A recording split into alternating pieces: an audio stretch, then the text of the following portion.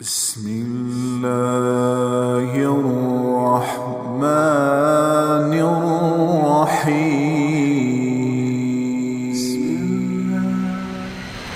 دیکھو ہر راحت اللہ نے جنت میں رکھ دی ہے، ہر مزہ، لیکن یاد رکھنا اس کی یاد میں رونے کا مزہ جنت میں نہیں پاؤ گے.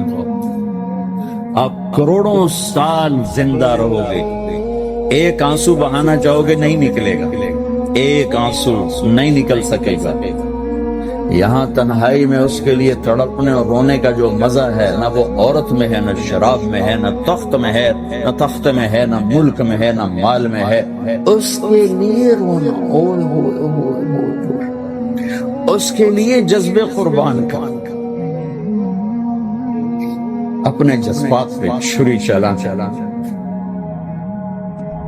امام احمد بن حنبل بہت مشقت گزار کے دنیا سے گئے، ایک بہت بڑے امتحان سے گزرے اور وقت کے بادشاہ نے بہت ان کو پٹوایا، ان کے خون و خون ہو گئے.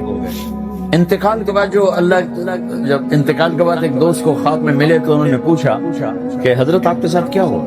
کہ اللہ تعالیٰ نے مجھے کھڑا کیا اور کہا احمد، تو انہوں نے وہ کوڑے کس کے لیے کھائے؟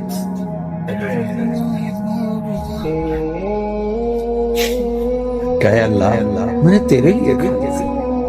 سبحان اللہ، یہ لذت جنت میں نہیں ملے گی.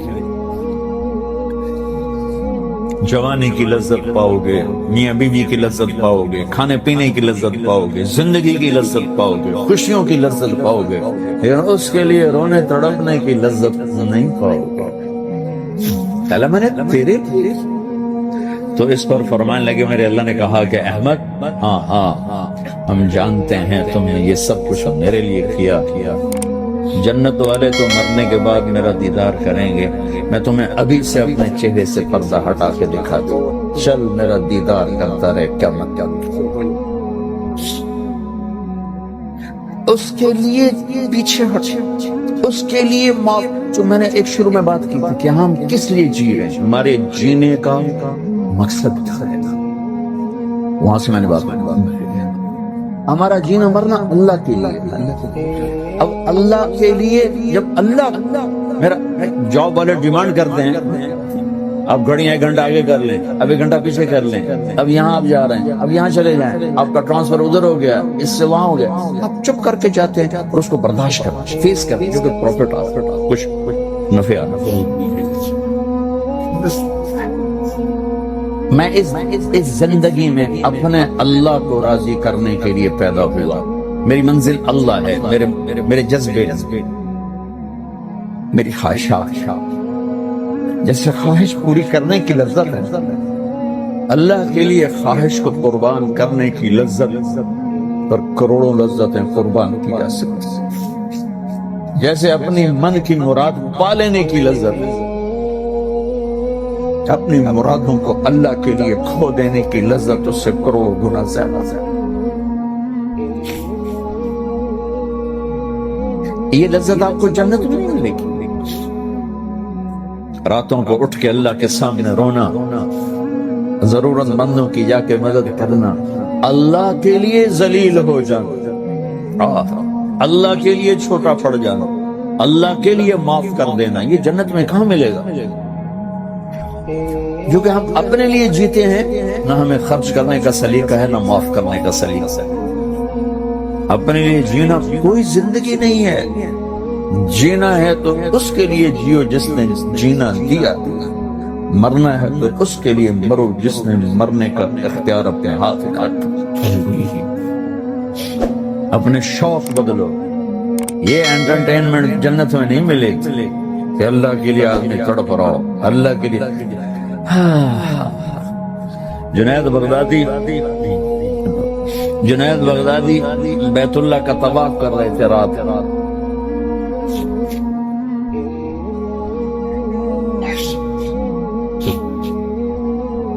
ایک لڑکی جوان طواف کر رہی ہو، زور زور سے یہ شعر پڑھ رہے: اب الحب ان يخفى بكم قد كتمته فأصبح عندي قد أناخ وطنبا اذا اشتد الشوق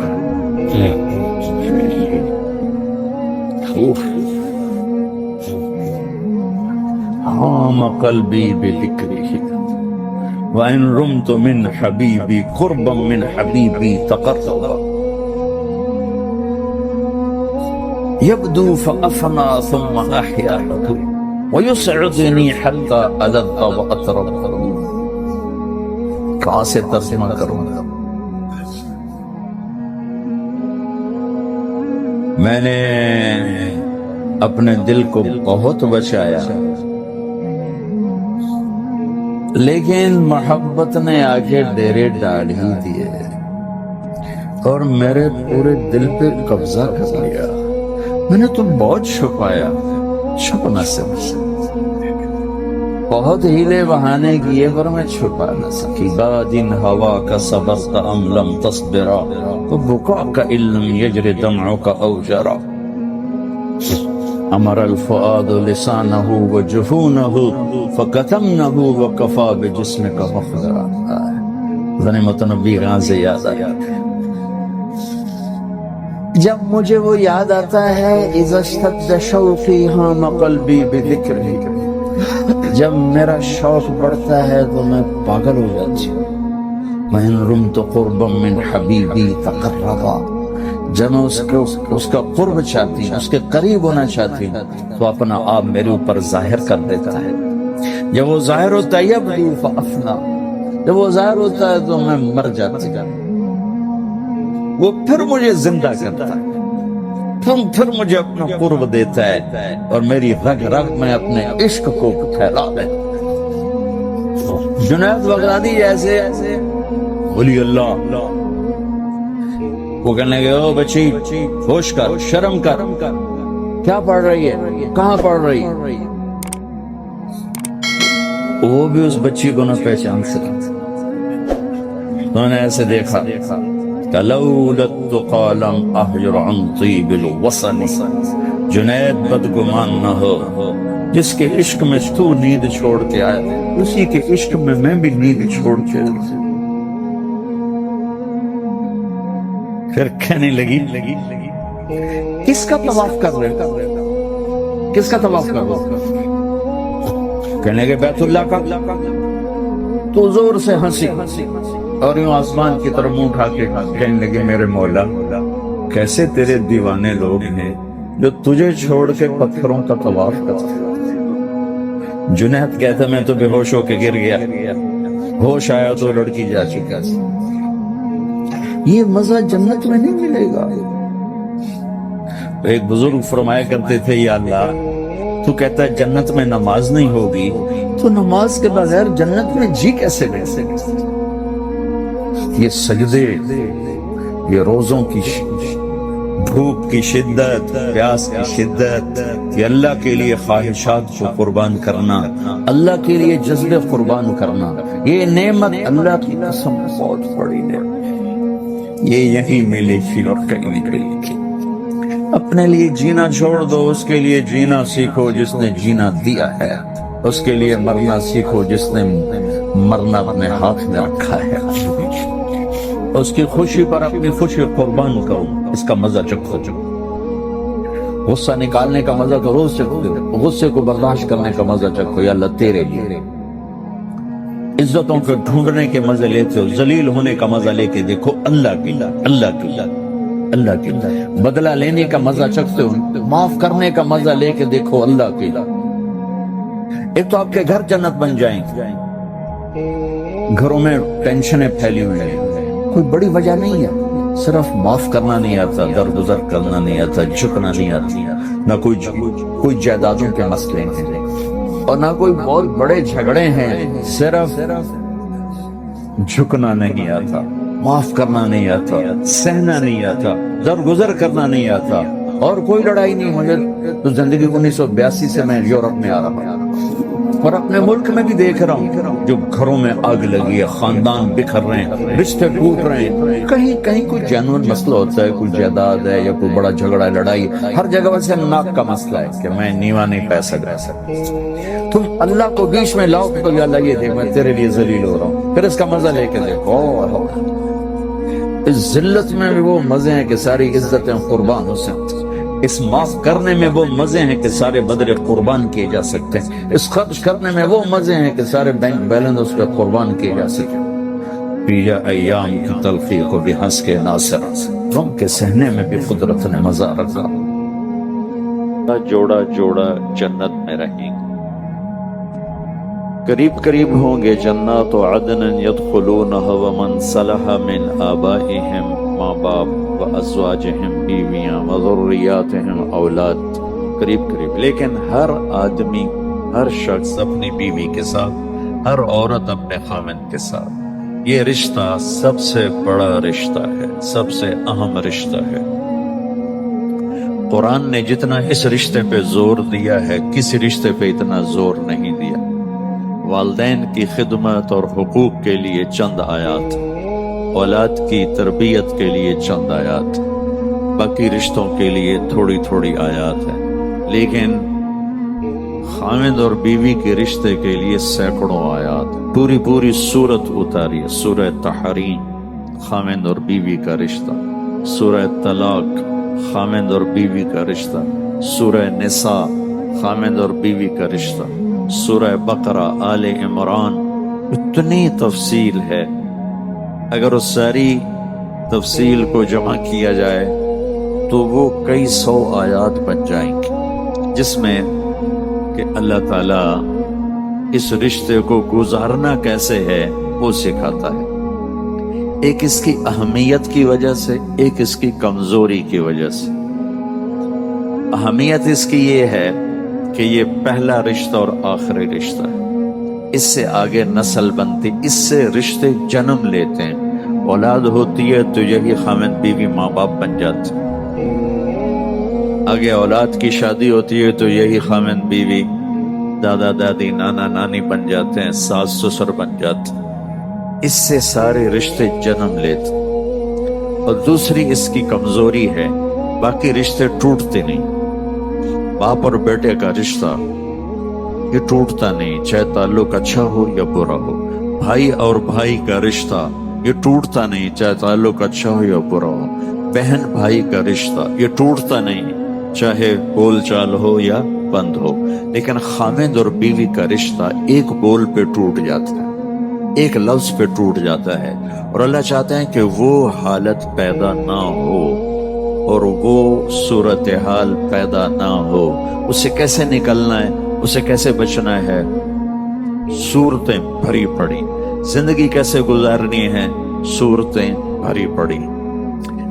اور بدقسمتی سے یہ رشتہ سب سے زیادہ اس وقت پس رہا ہے، جتنا یہ اہم ہے اتنا یہ پس رہا ہے، اور اس کی وجہ ہمارا جوائنٹ فیملی سسٹم ہے کہ وہیں باپ رہتا ہے، وہیں ماں رہتی ہے، وہیں بیٹا ہے، وہیں اس کی بیوی ہے، وہیں اس کی بہنیں ہیں، تو ایک کھچڑی پک جاتی ہے۔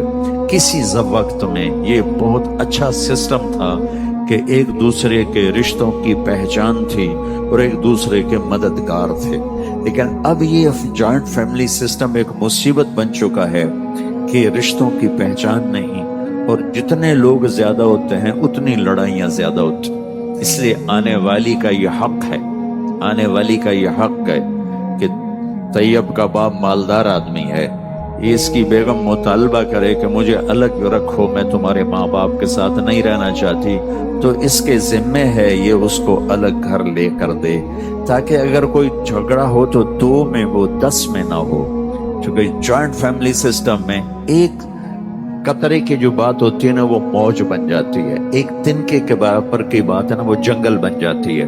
اور خاص طور پر ساس اور بہو کا جو رشتہ ہے یہ بہت مسخ ہو چکا ہے، یہ بڑا پیارا رشتہ ہے۔ میں نے اپنی بیٹیوں کو ڈولی میں بٹھا کے رخصت کر دیا، میرا گھر میری بیٹیوں سے خالی ہو گیا۔ اب میں کسی کی بیٹی کو لے کے آ رہا ہوں یا آ رہی ہوں، میں اسے اپنی بیٹی بنا لوں، یہ آنے والی اسے اپنی ماں بنا لے، تو یہ کتنا خوبصورت رشتہ ہے۔ لیکن सास ही सबसे नेगेटिव किरदार है और ससुर ही सबसे नेगेटिव किरदार है कि ये जानते नहीं कि मेरे नबी की जिंदगी कैसी थी। मेरे नबी ने मदीने के सहाबा को अंसार कहते हैं और मक्के के सहाबा को मुहाजिरीन कहते हैं। तो एक दफा मेरे नबी ने अपने मदीने वाले साथियों की तारीफ करते हुए ये बात फरमाई कि ये जो मेरे अंसार मदीना हैं, यानी मदीने वाले, ये बड़े आलीशान लोग हैं। आपने उनकी सुनो किस बात पे तारीफ की, तहज्जुद पे नहीं, नमाज पे नहीं, जिहाद पे नहीं, तबलीग पे नहीं, जिक्र पे नहीं, तिलावत पे नहीं। कि ये जो मदीने वाले मेरे सहाबा हैं ये बड़े जबरदस्त लोग हैं। इनके घर में जब किसी की बेटी बहू बन के आती है तो उससे जरा भी फर्क नहीं महसूस होता कि माँ बाप के घर में हूं या ससुराल के घर में। उस आने वाली को इतना प्यार देते हैं, इतनी मोहब्बत देते हैं कि वो समझती है कि मैं माँ बाप के घर में हूँ, मैं ससुराल में नहीं हूँ। लेकिन हमारे आज के माहौल में ससुराल आने वाली बेटी बच्ची के लिए एक जहन्नुम बन जाता है। जहन्नुम, ताने, बोलियां, तंज, तनकीदें। और उसमें एक बड़ी वजह है,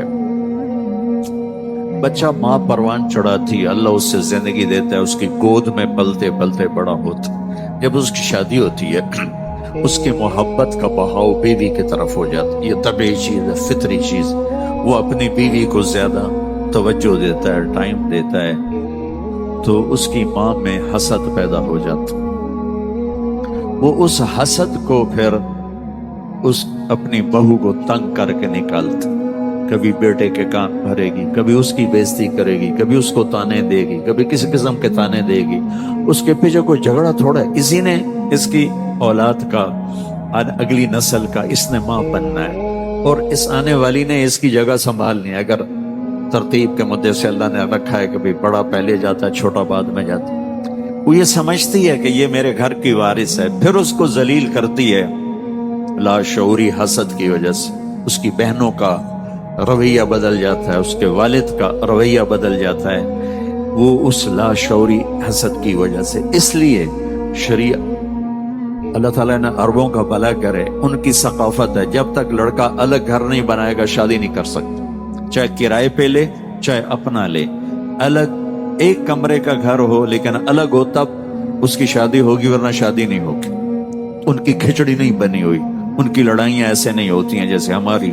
सारा दिन एक लड़का लड़की आपस में उलझ गए, छोटा मसला है, लेकिन साथ माँ भी उलझ गई, बाप भी उलझ गया, बहनें भी उलझ गए, चाचे भी आ गए, मामे भी आ गए, दादे भी आ गए, नाने भी आ गए, उठे तो छोटे चल गए।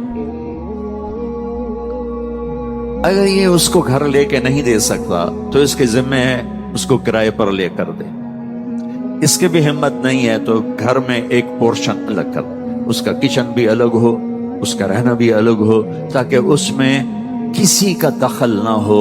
वो और उसका खामिद और उसकी बीवी अपनी जिंदगी शुरू करें। वो इतने भी नहीं रखता हिम्मत, सारे एक जैसे नहीं होते। एक कमरा, एक किचन, एक टॉयलेट, ये आने वाली लड़की का हक वाजिब, हक वाजिब। मुश्तरका किचन होगा तो लड़ाइयां होंगी, मुश्तरका वॉशरूम होंगे तो लड़ाइयां होंगी। और अगर ये इसकी भी हिम्मत नहीं रखता कि कमरा भी नहीं अलग कर सकता, वॉशरूम नहीं दे सकता, किचन नहीं दे सकता, तो फिर ये शादी ना करे, रोजे रखे थे, तस्बीह पढ़े, किसी दे दीनों बर्बाद ना करे। किसी को बेटी हाथ में दे देना कोई आसान काम होता, और आते ही उसको सूली पे चढ़ा देना और उसको ताने दे दे के तबाह बर्बाद कर देना, इसमें दीनदार और दुनियादार दोनों बराबर, इसमें दाढ़ी वाले क्लीन शेव दोनों बराबर, इसमें पर्दादार औरतें और बेपर्द दोनों बराबर। आग लगी हुई है, आग लगी हुई, आग लगी हुई। भाइयों, अपने रिश्तों को आबाद करो मेरे नबी वाले अखलाक के साथ। रिश्तों को आबाद रखना है तो सिर्फ एक चीज चाहिए, सिर्फ एक चीज, सिर्फ एक चीज, सिर्फ एक चीज से हर रिश्ता आबाद हो जाएगा। वो है एक दूसरे को बर्दाश्त करना, या वो है मेरे नबी के अखलाक, या वो है एक दूसरे की तारीफ, हौसला अफजाई, या वो है एक दूसरे को तंज और ताने से बचाना। उन सैकड़ों आयात का मैं 2 लफ्जों में खुलासा बता देता हूँ जो अल्लाह ने खामिद और बीवी के रिश्ते के लिए آیات صرف 2 لفظوں میں سارا بتا دیتے، صرف 2 لفظوں۔ میرا اللہ کہتا ہے نساؤکم حرث لکم فاتوا حرثکم انا شئتم، تمہاری بیویاں تمہاری کھیتی ہیں۔ کاشتکار زمیندار اپنی کھیتی کو کیسے پالتا ہے؟ یہاں تو کراچی تو زرعی شہر نہیں ہے، ہم تو پنجاب کے رہنے والے ہیں، تو ساتھ ہی زراعت چلتی ہے، ایگریکلچر چلتا ہے، لیکن اپنے گھروں میں پودے لگائے ہیں، پھلواڑی لگائی ہے، پھول لگائے ہیں، کسی نے کوئی پھلدار درخت لگایا ہوا ہے، تو اس درخت کو، اس گھاس کو، اس پھلواڑی کو کس طرح ہم لے کے چلتے ہیں؟ پانی کی ضرورت پانی لگاؤ، کھاد کی ضرورت کھاد لاؤ، سپرے کی ضرورت سپرے لاؤ۔ پھل نہیں دیا تو پریشان بیٹھے ہیں، پھل نہیں آ رہا، کوئی وجہ تلاش کرو۔ یہ ہے ہمارا رخ۔ کبھی دیکھا میرا زمیندار گھرانے سے تعلق کہ بھئی آم نے پھل نہیں لیا اور زمیندار نے ڈنڈا اٹھا کے آم کی پٹائی شروع کر دی، تیری ایسے تیسے، تو پھل نہیں لیا، لتر مارو اس نو۔ تمہارے ہاں پپیتا ہوتا ہے، پپیتے نے پھل نہیں لیا تو اب جناب شیخ عتیق سوٹا چاہتے کھلوتا ہے تے آپ ماری جاندہ ہے پپیتے نو۔ اور شیخ صاحب کی ہو گیا کہ اس پھل ہی کوئی نہیں لیا، میں سوٹے مار رہے ہیں۔ کسی پاگل کو دیکھا ہے اس طرح کرتے ہوئے؟ ایک لفظ میں اللہ نے زندگی سمجھائی ہے کہ جس وقت میں جو ضرورت ہو اس رشتے میں، اس سے پورا کرنے میں لگو گے اور محبت سے کرو گے، جیسے محبت سے کر۔ رات کو پانی کی ضرورت ہے، رات کو لگے گا، دن کو ضرورت ہے، دن کو لگے گا، کھاد کی ضرورت ہے، فوراً آئے گی، چاہے ادھار لینی پڑے، چاہے فی بوری 500 روپے اوپر دینا پڑے۔ اب تو کرتے رہتے ہیں یہ سر، سپرے کرنا پڑے گا، پیسے کوئی نہیں، ادھار لاؤ جی، وہ تو مہنگی دے رہے ہیں، لے آؤ بعد میں دے دیں گے۔ ہم اپنی کھیتی کو، پاکستان ایک زرعی ملک ہے، تم کراچی میں رہ کر بھی اتنا تو سمجھتے ہو کہ زراعت کو، کھیتی کو کیسے پالا جاتا، کیسے اس کو لے کے چلا جاتا ہے، تب جا کر وہ پھل دینے پر آتی ہے۔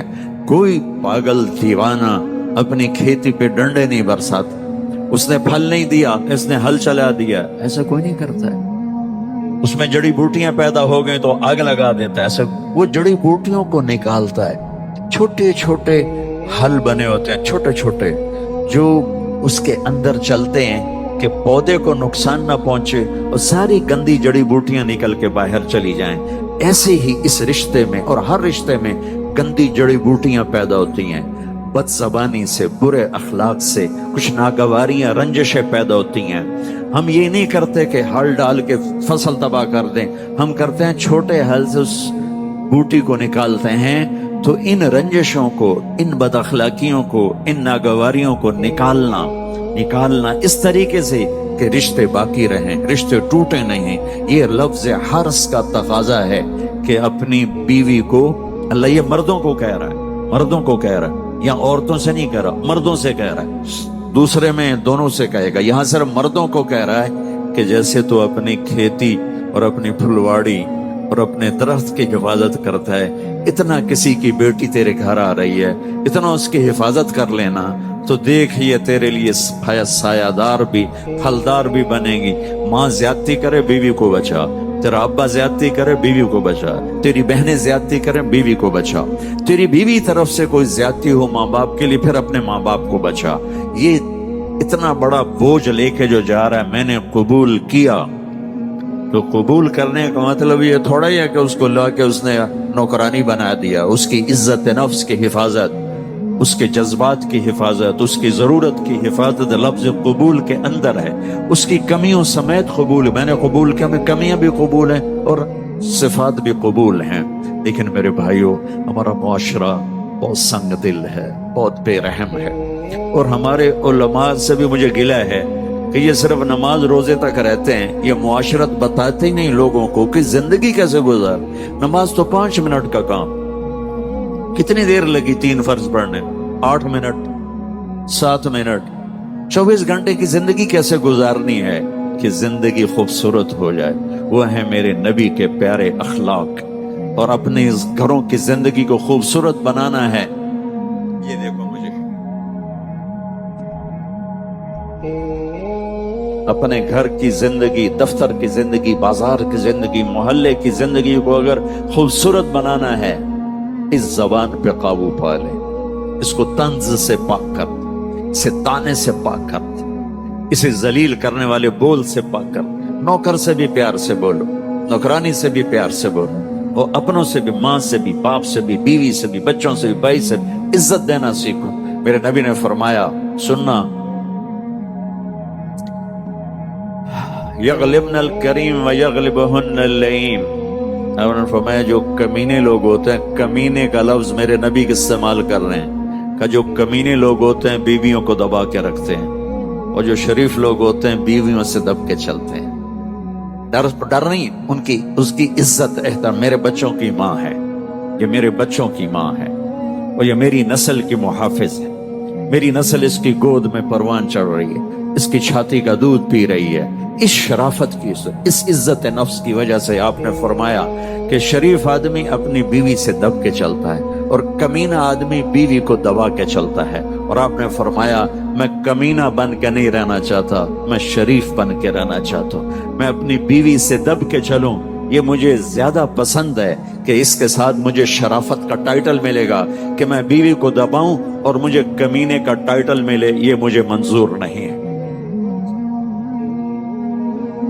और हमारा माहौल है, दबा के रख, तुन के रख,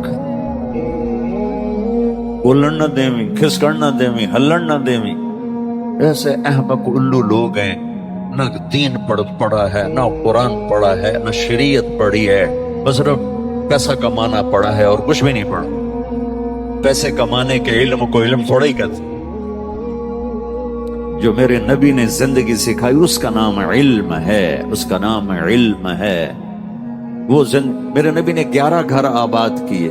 शौक के थे, 25 साल का नौजवान 40 साल की औरत से शादी करता है? इसी को कह दो कि 40 साल दी माई तेरे नाल शादी करनी तो तैयार है, प्यो दा घर छड़ के नस जावे।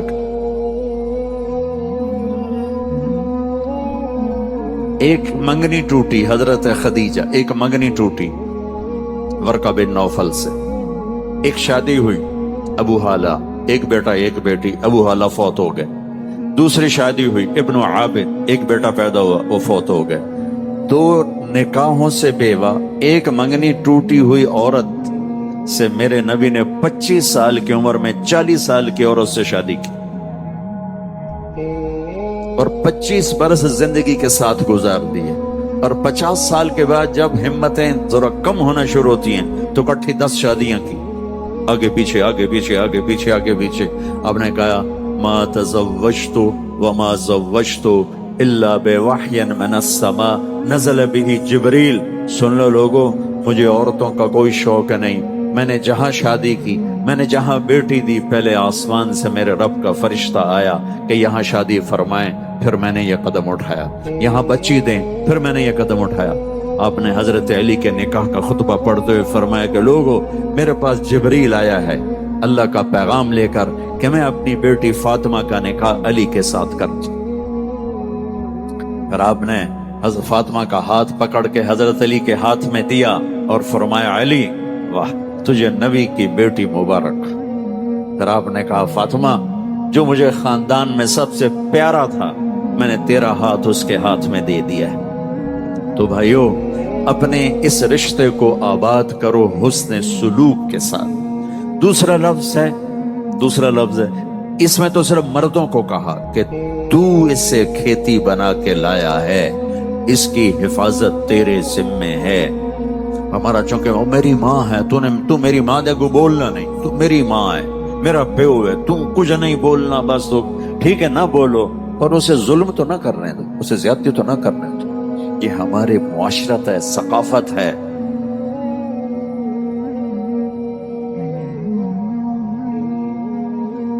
दूसरा लफ्ज बताता हूं, मेरे अल्लाह ने कहा, हुन्ना लिबासुल लकुम व अंतुम लिबासुल लहुन। सुब्हान अल्लाह ताला ने पहले मुझे कहा, यानी मर्दों को, कि तेरी बीवी तेरा लिबास है। फिर औरतों से कहा, तेरा खाविंद तेरा लिबास है। जान बहन दोनों को अल्लाह ने ये खिताब किया तेरी बीवी तेरा लिबास है। अब मुझे इतना बता दो, जब हमें गुस्सा चढ़ता है तो कभी अपने कपड़े फाड़े,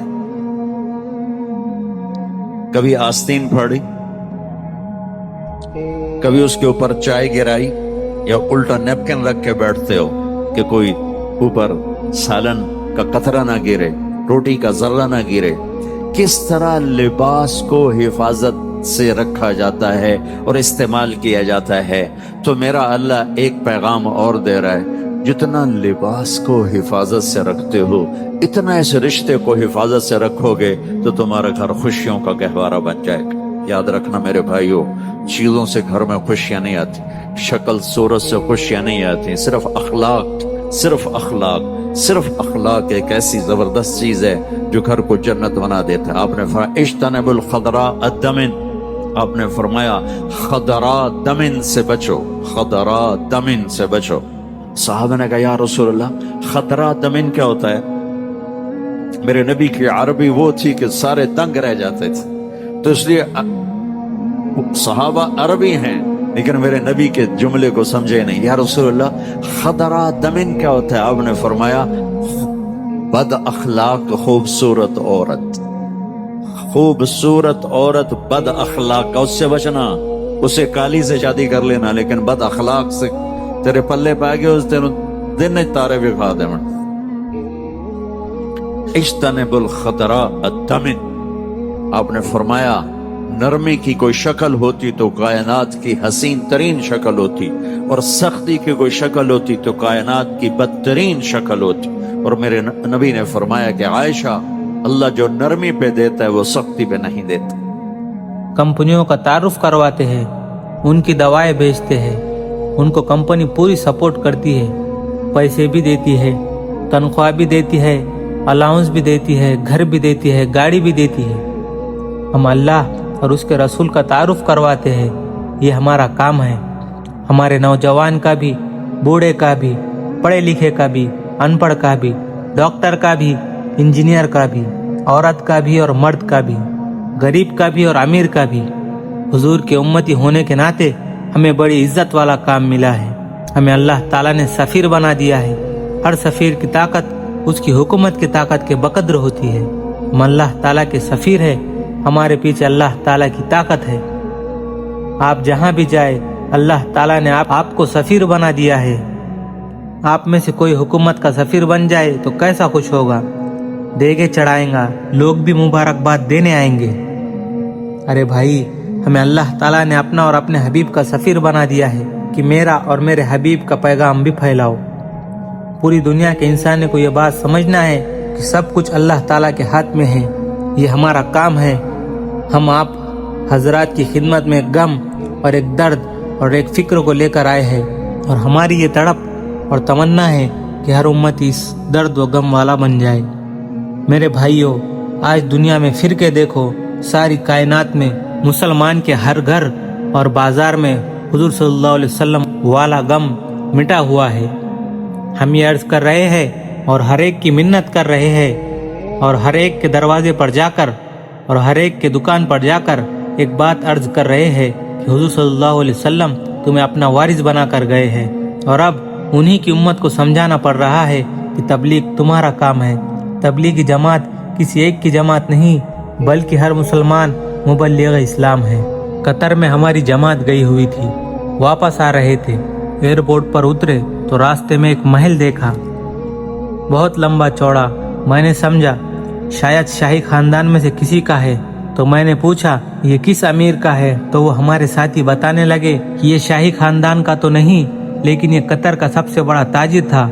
कतर में सबसे ज्यादा मालदार और सबसे बड़ा ताजिर, और वो उसका महल है। कतर में सबसे ज्यादा मालदार और सबसे बड़ा ताजिर था, और उसने ये महल बनाया 5 साल पहले, पर रहने की नौबत नहीं आई, मर गया। और जहाँ उसकी कब्र है वहाँ कतर का सबसे बड़ा फकीर बद्दू दफन है।